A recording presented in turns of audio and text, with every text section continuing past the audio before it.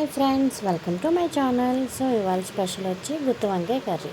So దానికి కావాల్సిన టమాటా, ఉల్లిపాయలు ఫ్రై చేసుకొని, అలాగే నువ్వులు, జీడిపప్పు, కొంచెం వేరుశనగలు కూడా ఫ్రై చేసుకొని పేస్ట్లా చేసుకొని, దాంట్లోకి మనకి రుచికి తగ్గ కారం, ఉప్పు, పసుపు, గరం మసాలా, ధనియాల పౌడర్, జీలకర్ర పౌడర్ వేసి కలిపేసుకొని, తర్వాత వంకాయలు మనం నీట్గా కడుక్కొని, సో ఇలా ముక్కలు 4 ముక్కల కింద చేసుకుని దాంట్లో అనేది పేస్ట్ అనేది మనం ఇలా పెట్టుకోవాలి. సో తర్వాత కొంచెం ఆయిల్ వేసుకొని ఫస్ట్ వంకాయలను అయితే ఇలా మనం కొంచెం దోరగా వేయించుకోవాలి. వేయించుకున్న వాటిని పక్కన పెట్టుకున్నాక పోపులు, పచ్చిమిర్చి, కరివేపాకు వేసి బాగా ఫ్రై చేసిన తర్వాత మసాలా ఎక్కువ తినాలనుకున్న వాళ్ళకి కొంచెం అల్లం వెల్లుల్లి పేస్ట్ వేసి వేయించుకోండి.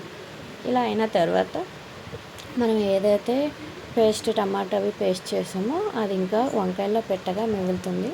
సో అది వేసి పచ్చివాసన పోయే వరకు మనం ఇలా మగ్గించాలి. ఇలా మగ్గిన దీంట్లో మనం కొంచెం చింతపండు పులుపు అనేది యాడ్ చేస్తే గుత్తి వంకాయ కర్రీ చాలా బాగుంటుంది.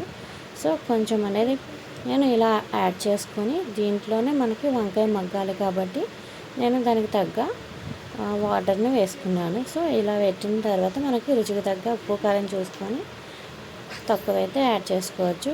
తర్వాత ఇలా అయినా దాన్ని ఒక 10 minutes మూత పెట్టి వదిలేయాలి. వదిలేసిన తర్వాత చూసారు కదా ఫ్రెండ్స్, ఇంత దగ్గరగా అయిందో.